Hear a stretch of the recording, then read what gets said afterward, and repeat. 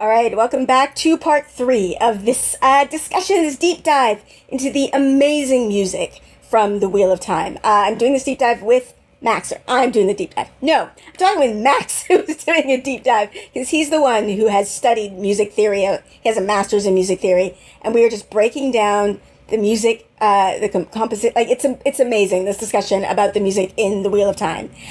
In this video, we are going to be having spoilers, obviously, for all of the aired episodes of the Wheel of Time, and this one does get into pretty heavy spoilers for the books, all the way through to Towers of Midnight, which is pretty much near the end. There's only one more book after that, so sorry if you haven't read that far. This is not a safe video for you, but if you have, it's a very interesting conversation. I do want to though highlight, because we are doing this like it's a love letter to the show. The show so far, it's in limbo, right? We are in this liminal space of I don't know what's happening. What I want you to do is sign the petition on SaveWatt.com, and if you can, write a letter, upload a video. I don't know when this video is going to go out, if perhaps the GoFundMe will have been reached, but if it hasn't, the GoFundMe will be linked on the SaveWatt.com page. We are trying our best, because I want more of the show, and so do you. So go check it out. Anyway, with that out of the way, let's get into the video. Let's be nerdy with Let's Be Nerdy. Let's be nerdy with Let's Be Nerdy.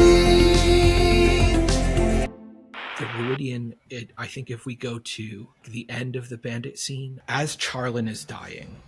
As Charlin is dying, okay. It starts, I think. No, Lloyd! No!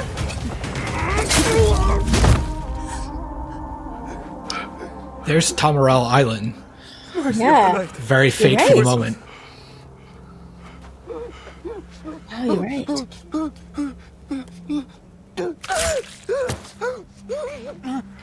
Charlie. No.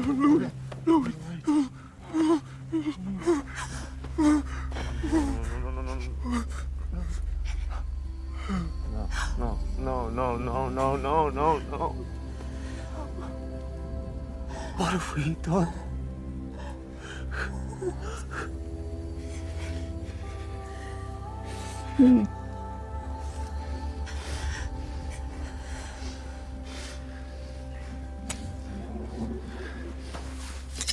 Wow. No. That's a weapon. It has no other use. It's forbidden by the way of the leaf. A spear. A spear can put food in the pots.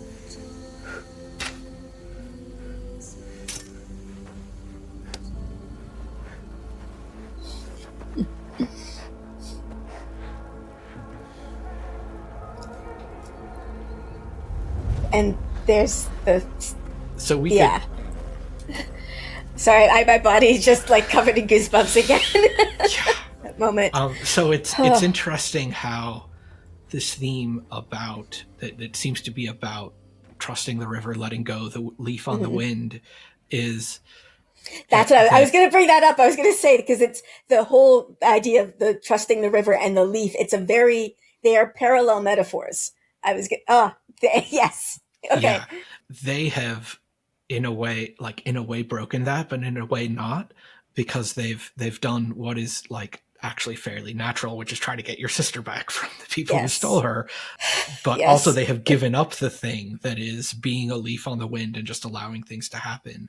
And it's, the other parallels with it, the nighttime scene with the Tuatha'an in season 1, and obviously, what Isla is talking about in that moment, the idea of getting revenge by creating a better world instead of actually avenging.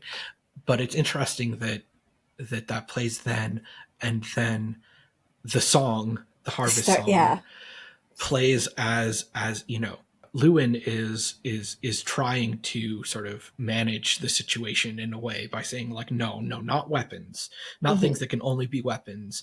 Like this is terrible, but we're gonna pretend we're still doing this. We're gonna find ways to try not to be complete oath breakers. But we hear the harvest song, when he's hugging the Matt analog. I'm forgetting the name of the other one who survives. I don't know. It's the Matt. 'Cause there's Matt. Aisha? Ferdinand McKay. Yes, there you go. Aisha. I can't read it from here. Yes. Okay. But that's, But when you're seeing just Lewin's face in that moment where no one is watching him and he's already realizing what he's losing, he doesn't know the song, but it's interesting to hear that as a sort of like, no, you have lost the thing. But it's also interesting that we're developing this meaning of the Kaisenshar chorus as connected to the Way of the Leaf, but the original practitioners of the Way of the Leaf didn't practice it. It's almost like Kaisenshar is about, or this chorus is about, the Way of the Leaf in a world that is not meant for it. Yeah. Where there's a bittersweetness to it. Yeah, it's interesting. Do you want to heard listen to the other moments? Yes, because I heard that it played in other oath-breaking moments as well. That is interesting, because that's the Way of the Leaf is like, it's a beautiful philosophy, and I understand why the Aes Sedai wanted to preserve it, but it is not possible in the world that exists. And it reminds me of other things that I think, as a person who, loves history and whatnot, when you hear about things that have been lost, obviously it had to be like, things have to change, but it's still sad that things get lost when progress happens, that we lose certain traditions. Or I don't know, I remember once watching a documentary about a people group that live in the jungles, I believe, of the Congo, and they have this beautiful opera that they use actually to communicate, and it's stunning to listen to. And it's a dying culture because one by one people keep leaving. Because they don't want to live there anymore. They want to go live in a city, or they want to live somewhere else. And it's this understanding of we're losing something, and it's inevitable. Like, it's going to happen, but it's still sad that this thing is lost. And that's the feeling that I get, like, whenever I think about the Tuatha'an. It's just, their life is impossible, even though it's beautiful. Yeah. Anyway, that's a completely random thought, but not entirely. And I mean, one of the many things I'm sad about with the show is the way that it has sometimes improved on the original, and Isla presenting an actual rationale that has to do with reincarnation for the Way of the Leaf is just incredible. And it's like, really, just subtract the Trollocs, who are not capable of ever joining the Way of the Leaf, and suddenly the idea of a kind of like, slow exponential growth curve of conversion makes a lot more sense. But the show did, because in the books the Tuatha'an drive me mostly crazy. So. If you want to just listen together to the Jonai one, and I'm not sure I have anything to say about this scene in particular, but it's when the woman who founds the Tuatha'an is talking to him and trying to convince him to come with them. They'll meet us across the spine. My daughter dreamed that... We're going south. The Aes Sedai have killed the last man who can channel. The earth is settling. We'll find someplace safe, someplace where we can sing the songs of harvest again. You remember the song? I remember it. Don't leave. You can come with us, Arden. Yeah. Please. I won't break my oath.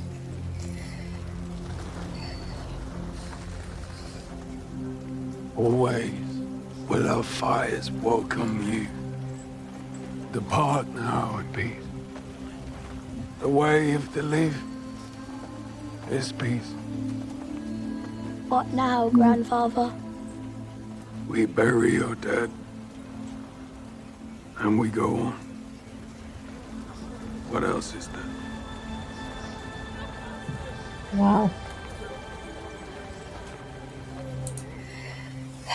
Okay, music is good. I think but it's interesting. It's interesting how each appearance it's getting closer to diegetic. The closer we're going to, because she like seriously says the song there. It's not. She says the song, and it's clear that Jonai is one of the last surviving people who has actually heard the song and can remember it. And I think we're actually getting into that crack between what's diegetic and non-diegetic, because I think, if somebody asks me if I remember the song, I'm going to start playing the song in my head on the soundtrack. It's interesting here too, how the Kaisenshar chorus comes in just very briefly.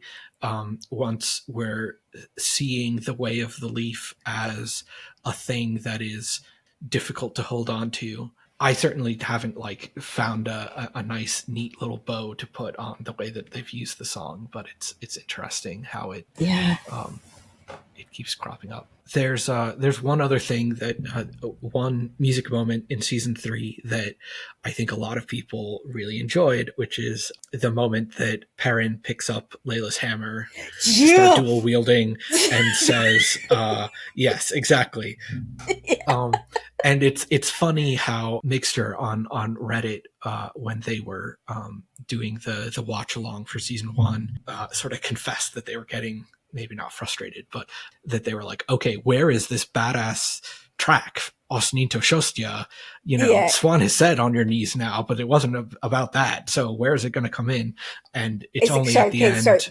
Say the name of the track and then explain why you're making those connections, because I'm not sure. Sure. So the music we hear when Perrin picks up and starts dual wielding and says, "Get the, kill the ones I miss." Kill the ones I miss. Yeah. Ostinito Shostia, which is translates to "on your knees." It is an only instrumental track. The riff that folks will recognize is.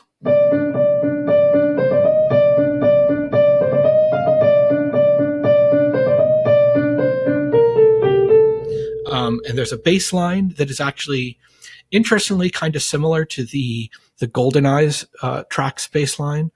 So the "On Your Knees" bass line is. Together it would be.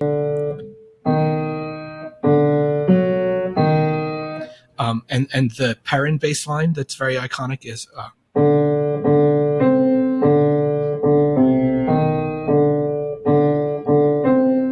So they both feature that.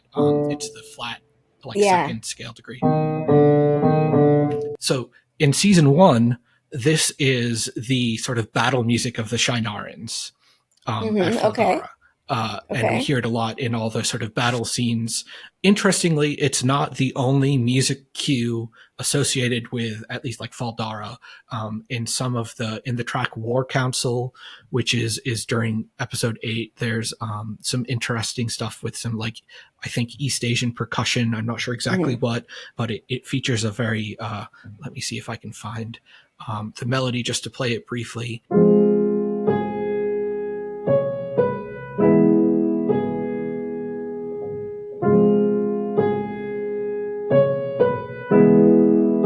And that's a very interesting harmonic relationship, which I think that's maybe for another day. So stuff about harmony in the soundtrack and how I think the harmony got much more complicated as we went into season 2.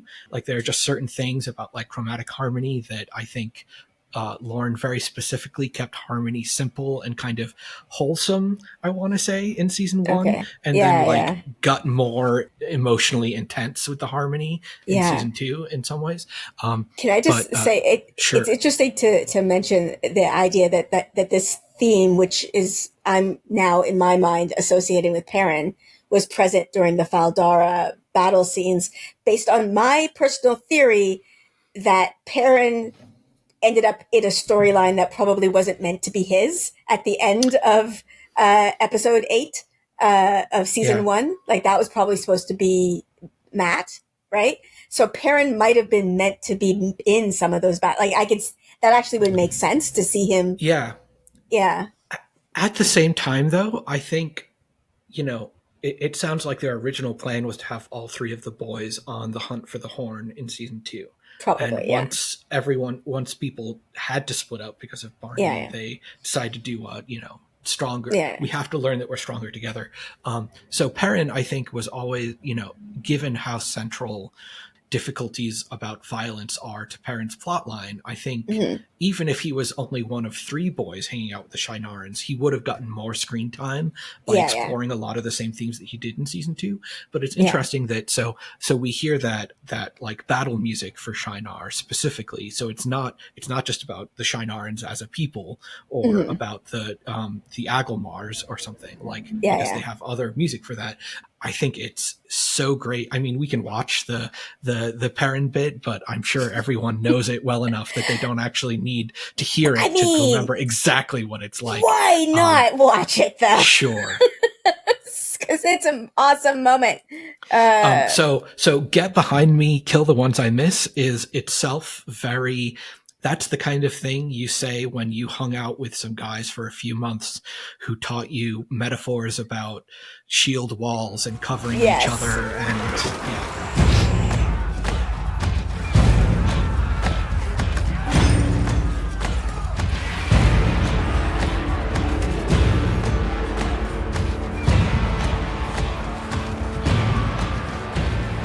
Stay behind me. Stop trying to protect. Kill the ones I missed.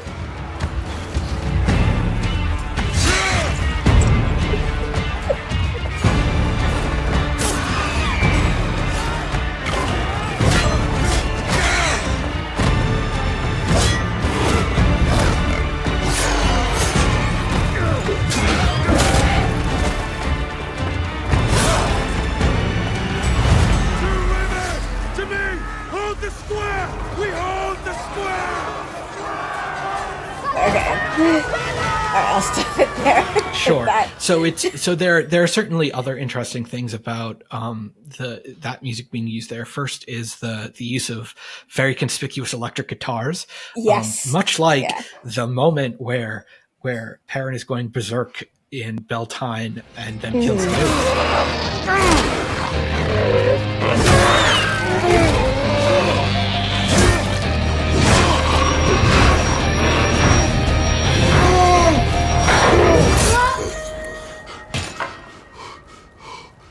In that instance, it's the like sort of repeated note figure that accompanies the ostinato from the Aman Sindai. So it's the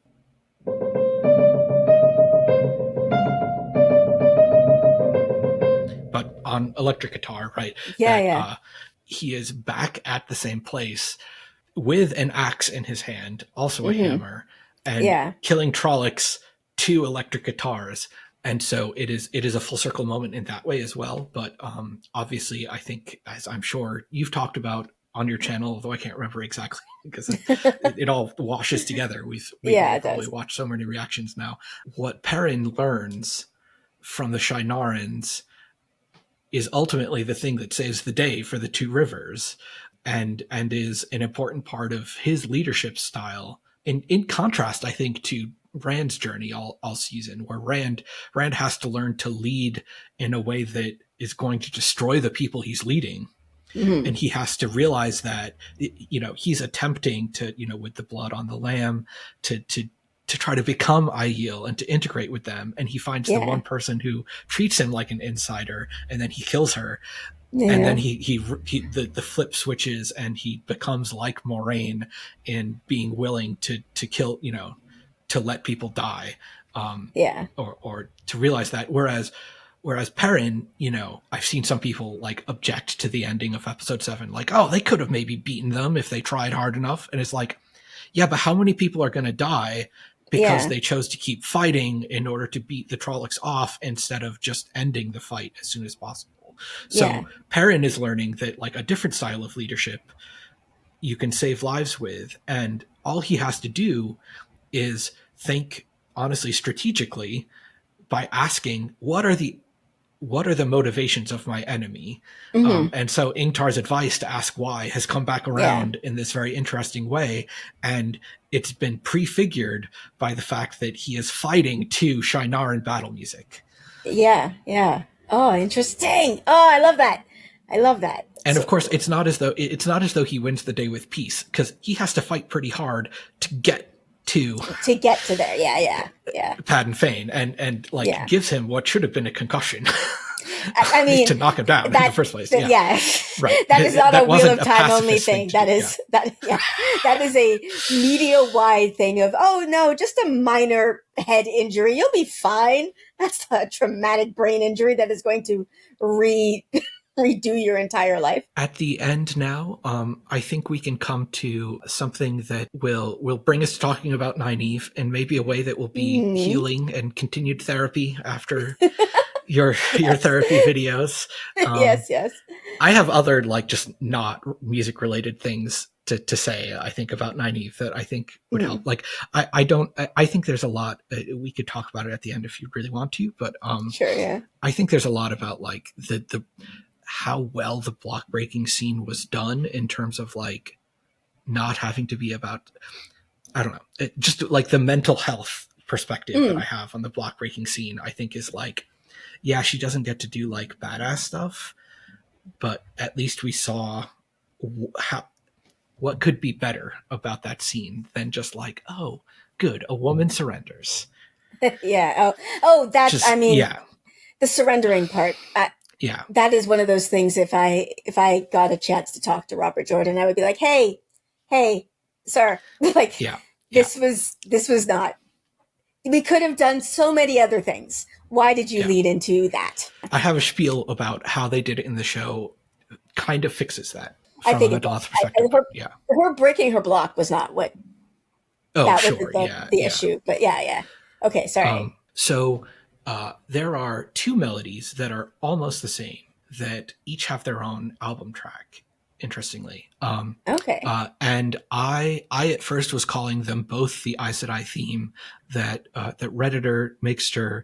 I think our main disagreement was over the fact they decided to say that the theme in general represents the power, and then they just differentiate whether it was the Aes Sedai theme or the Nynaeve Azafid theme. So I could play each of them. So this is the Aes Sedai track.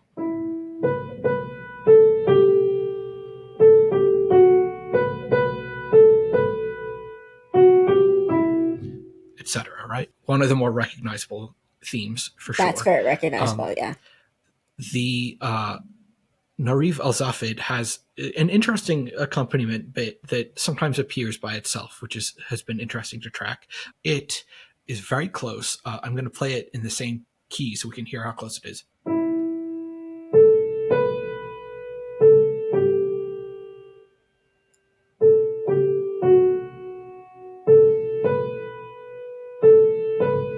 There's really only two things that are particularly different about it. One is that this version of the theme has 4 beats per measure. So instead of 1, 2, 3, 1, 2, 3, 1, 2, 3, this is 1, 2, 3, 4, 1, 2, 3, 4, 1. The other thing that's very notable is the second note of each. So the Aes Sedai theme leaps up immediately to the top note. Whereas the Nynaeve Azafid sort of eases into it. And so as you are, I'm sure, already thinking about, it's the Nynaeve Azafid, which means 2 halves of 1 whole version, that turns into the sort of Nynaeve big explosive moment theme. It happens. Actually, the first time is before her sort of area of effect healing weave spectacular at the end of 104.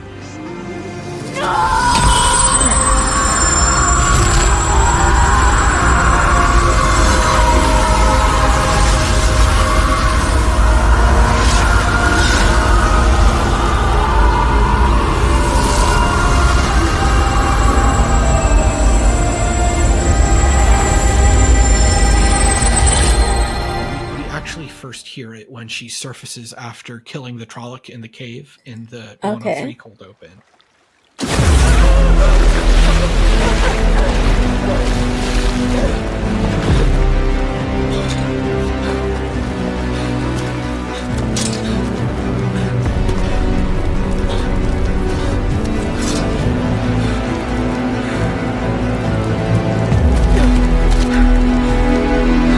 But it's a fairly toned down version.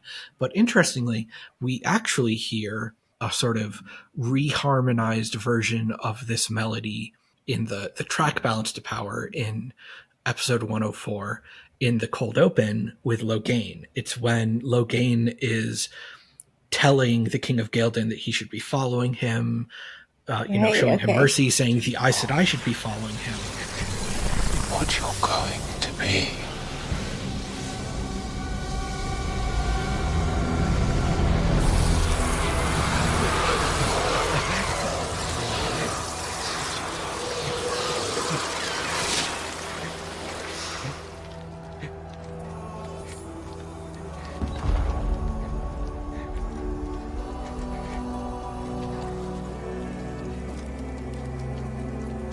There's a place for anyone with my side. Even my enemies.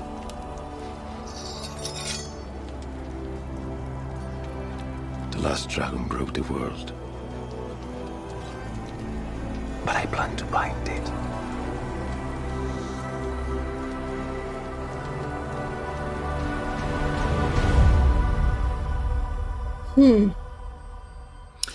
So there are actually a lot of similar things about the harmonies there. There's a kind of the chords just step down one at a time. So it's a little less thick at the beginning.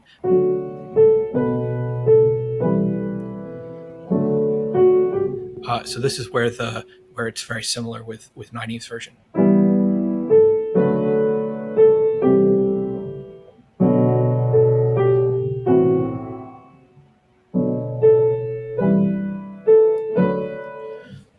And Nynaeve's version is a slightly different key. I'm going to play it in this key because that's how I notated it, and I don't want to mess it up.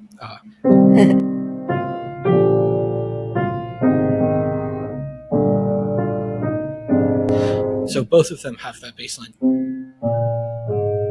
and then it steps back up. I think most of the differences are probably actually only that they kind of fade in, having the more like sort of thick, dense harmony in Logain's scene, just sort of for the sake of, I think, balance in the scene.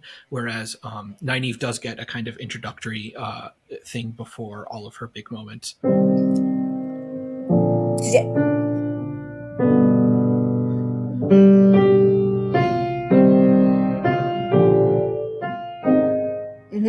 Okay.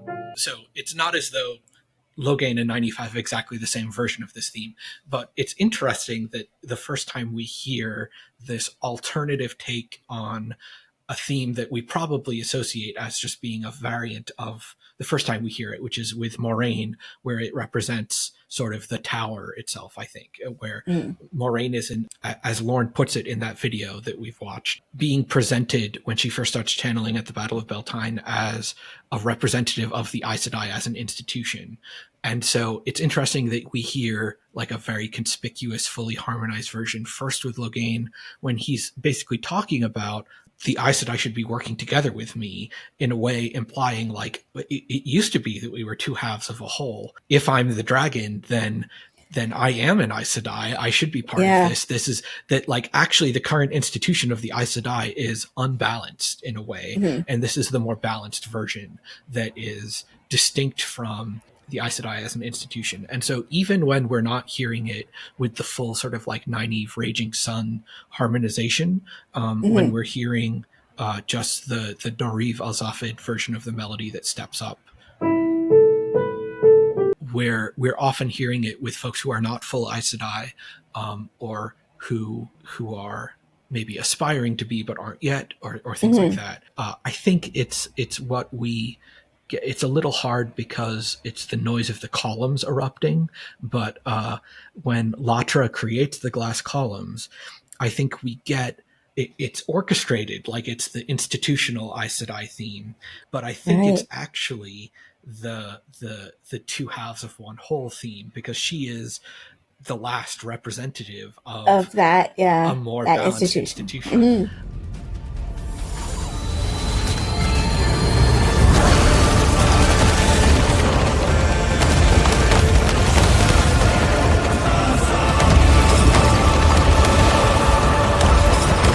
And so this is where perhaps we announce book spoilers, because first of all, it's very interesting that Logain also get that, not only is our Nynaeve's her first big moment, or really the second that we hear this melody with her, since the first is when she's saving herself against the Trolloc, but when she's saving everyone from what Logain did, like, of course, fans have already talked about how significant that is based on what she does in book 6. But it's interesting that they are also being tied together as sharing this kind of philosophical difference with the tower and thinking that there is something broken about the tower. And so it also prefigures the very full spoilers thing of Nynaeve also being the first to heal madness and being, really, I think, the first person to present an alternative to the separation by healing madness. Like, that is the thing that is going to make the cooperation between the Black and White Towers possible. Something, exactly. And of course, that just everything throughout her entire arc about her sort of conscientious objection to wedding herself to the White Tower as an institution, and her constant conflict with wanting to, be under the authority of a power that I think she thinks is wrong-headed. No!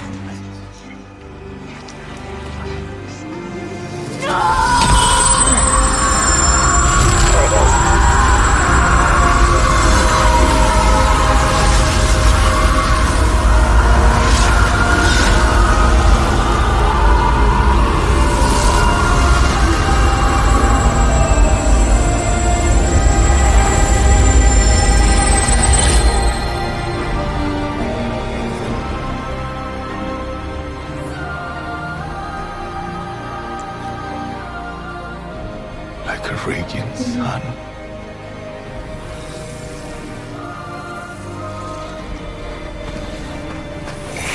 Live with me! Now!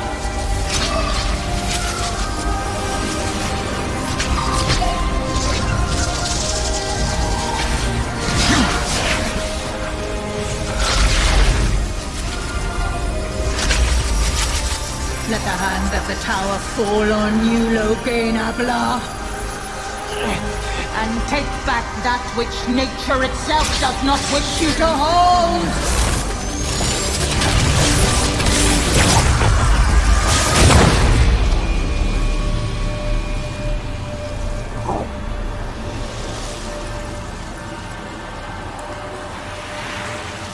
I didn't realize it played through the whole thing.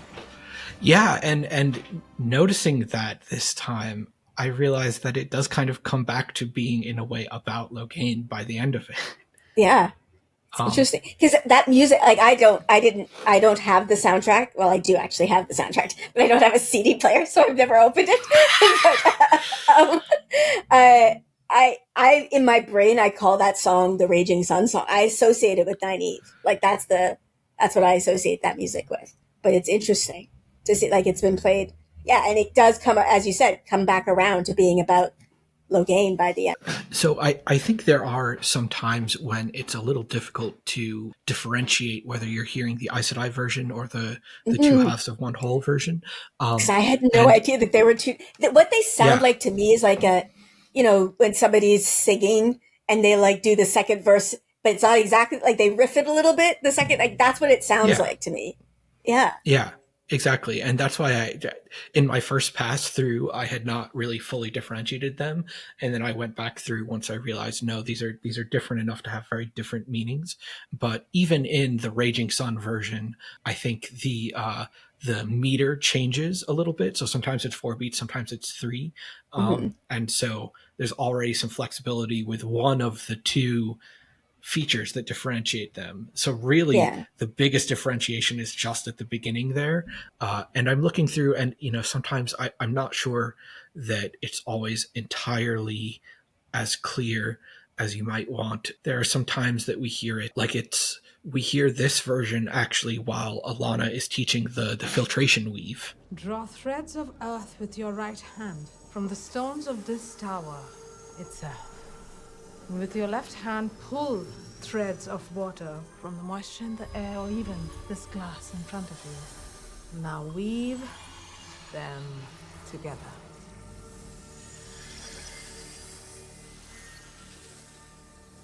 Now pick up your glass, pour it through your weave.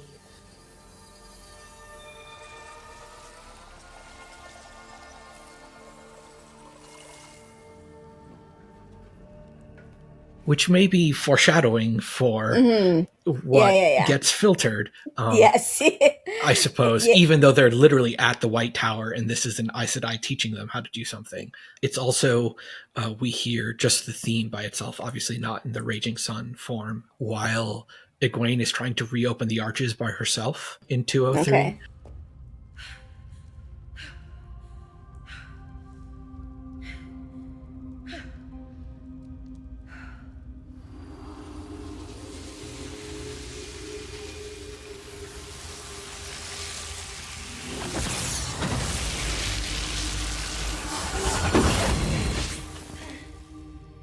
So it certainly happens in lots of different places. Oh, I even have it marked as in 205 when Liandrin is trying to, when she sneakily undoes the bindings on Nynaeve before giving them over to Suroth.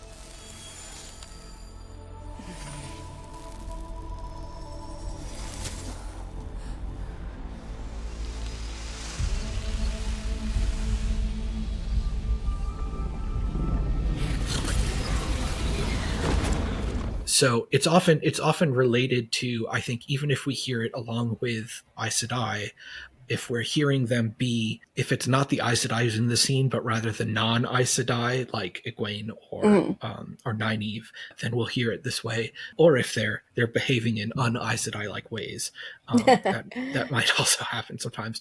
Obviously, Raging Sun also happens during the test.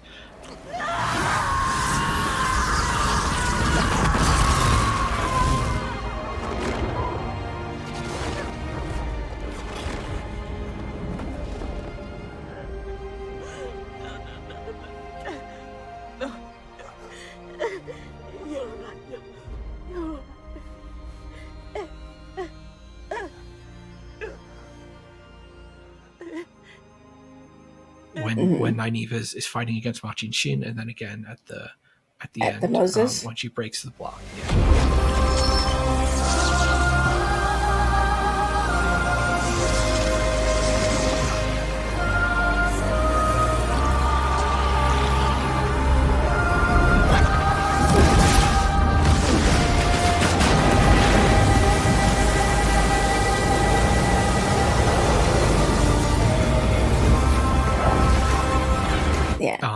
And so it's interesting that she also essentially has a, like, you know, what is my wider plot significance theme that she shares with others, just like the Dragon Reborn is kind of shared amongst multiple people, and a personal theme that we hear in moments where we're sort of personally getting Nynaeve, which I think in season 2 we mostly got during the test, although I think we heard it a little bit in the Panarch's Palace in season 3. All right, there you have it. This is the end of part 3, where we got into the Nynaeve of it all, which, yay, just a delight for me.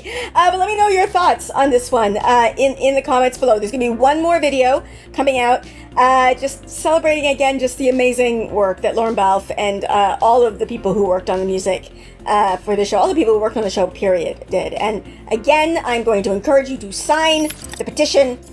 I don't know what else to do. Make noise. Just make noise. Let them know that we want this show, because it deserves to be finished. And I think it was good. The last season was amazing. I liked the whole thing, but season 3 was freaking amazing. And I don't understand the logic behind this decision. So, sign it. I'm ordering you. Anyway, if you like my content and you want to support me, I also have a Patreon that is linked in the description below. Thank you so much to my patrons. And with that, I am gonna end this here. So please like, subscribe, and I will see you next time. Bye!